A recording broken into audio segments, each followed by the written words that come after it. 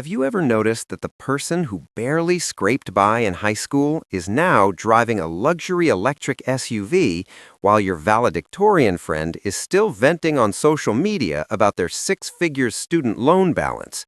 It feels like a glitch in the American dream. We're taught from the time we're in kindergarten that being the smartest person in the room is the golden ticket to a high-paying career and a fat checking account. But in today's economy, where making $100,000 a year can still feel like being broke in most major U.S. cities, that old advice is starting to look like a trap. If you've ever felt like your intelligence is actually a barrier to your bank account growing, you aren't imagining things. There's a silent tax on the American intellectual lifestyle, and today we're going to break down why being too smart might be the very thing keeping you from true financial freedom. The reality of the modern U.S. economy is that the connection between raw intelligence and wealth is much messier than we'd like to admit. There was a massive study conducted on tens of thousands of individuals, tracking their earnings alongside their cognitive scores over a decade. At first, the data looked exactly like you'd expect. Higher scores generally led to higher pay. But then, something strange happened right around the mark where someone enters the comfortable middle class, think around $60,000 in today's inflation-adjusted terms. Once you cross that threshold, the correlation between being smart and making more money completely falls apart.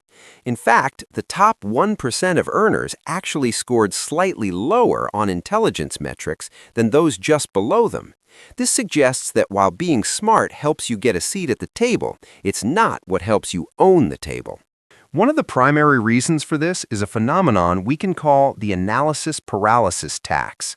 In the United States, we have more investment options, side hustle opportunities, and financial products than almost anywhere else in the world.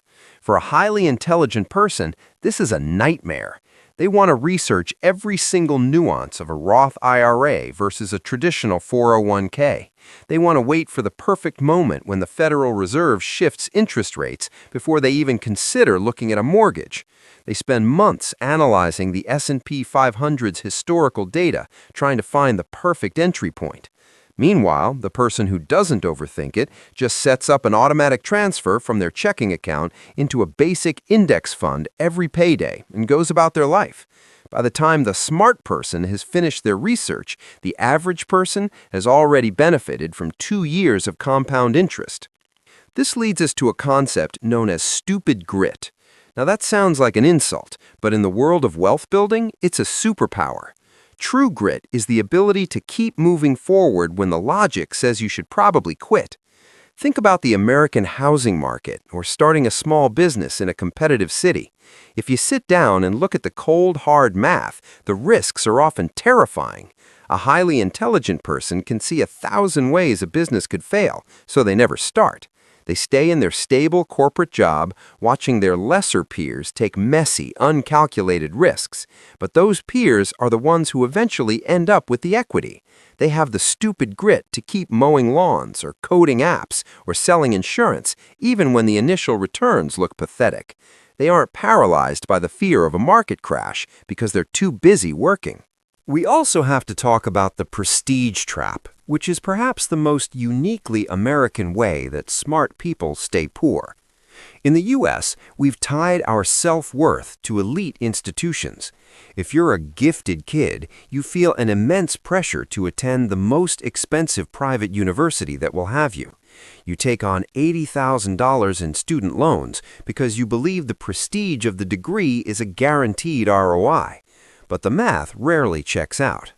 While the smart kid is spending their 30s paying off high-interest debt for a degree that sounds impressive at dinner parties, the person who went to a local trade school or a state college is debt-free and already buying their first rental property. The person who becomes a plumber or an HVAC technician isn't chasing prestige. They're chasing a high-demand, high-margin business. They don't care if their job title sounds sophisticated as long as their balance sheet is healthy. This obsession with looking smart also leads to lifestyle creep on steroids. When your identity is built on being successful and intelligent, you feel an internal obligation to signal that success.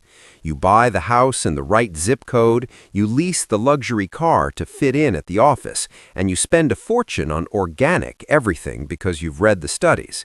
You're essentially working a high-stress job just to maintain the appearance of the person you think someone with your IQ should be. This is why you see people making $200,000 a year living paycheck to paycheck. They're smart enough to earn the money, but they're too concerned with their social standing to actually keep it. They are prestige rich, but asset poor. Then there's the factor of emotional intelligence, or EQ, which often trumps IQ in the American business landscape. Many high IQ individuals struggle because they believe the world is a meritocracy where the best idea always wins. They think if they just work harder and have the most logical argument, they'll get the promotion or the investment. But the U.S. economy runs on relationships and salesmanship. People don't always buy the best product. They buy from the person they like and trust. Those who struggled a bit in school often had to develop incredible social skills to navigate life. They learned how to read a room, how to negotiate, and how to build a network. Those skills are what actually lead to being invited into private equity deals or getting the inside track on a new business venture. The fear of looking stupid is another major hurdle. If you've been told your whole life that you're a genius, a failure feels like a personal indictment. If a smart person starts a side business and it fails, they feel like they've lost their identity. This makes them incredibly risk-averse. They would rather do nothing and remain potentially successful than try something and actually fail. But wealth in America is almost always built on a pile of small, forgotten failures. The person who doesn't care about looking like a fool is free to experiment. They can try 5 different business models until one sticks. They can ask dumb questions that lead to major breakthroughs. They're playing a game of volume, while the smart person is playing a game of perfection. And in the market, volume almost always wins. So how do you fix this if you're someone who tends to overthink? You have to learn how to dumb down your financial life. You need to automate your wealth so your brain can't get in the way. This means setting up your 401k or your Roth IRA to take money out of your paycheck before you even see it. It means choosing a simple, broad market index fund and promising yourself you won't check the balance more than once a quarter. You have to intentionally ignore the noise of the 24-hour financial news cycle and the latest intellectual debates about whether the dollar is going to collapse. Most of that is just entertainment for smart people that has no practical application for building wealth. You also have to start valuing results over prestige. Look at your bank account, not your job title or the logo on your car. If your smart career is leaving you with zero net worth at the end of every month, it's time to reevaluate the logic you're using. Sometimes the most logical thing you can do is the thing that looks irrational to your peers. Maybe that means moving to a lower-cost area, even if it's not trendy. Maybe it means starting a boring service business instead of trying to disrupt an entire industry with a tech startup. The issue isn't to stop being smart, it's to stop letting your intelligence be a tool for procrastination. Use your brain to set up a system, and then use your discipline to stay out of the system's way. The American economy is designed to reward those who take consistent, imperfect action. It rewards the people who keep their expenses low, their debt minimal, and their investments consistent. It doesn't care about your GPA or how well you can explain the Federal Reserve's balance sheet. It only cares about what you do with the dollars you earn. If you can combine your natural intelligence with the stupid grit of someone who has nothing to lose, you become unstoppable. You'll have the analytical skills to find opportunities, but the courage to actually pull the trigger on them. You'll be able to navigate the complex tax codes and investment vehicles of the U.S., but you'll have the social intelligence to build the wealth-generating relationships that no textbook can teach. Stop trying to be the smartest person in the room and start trying to be the most consistent person in the market.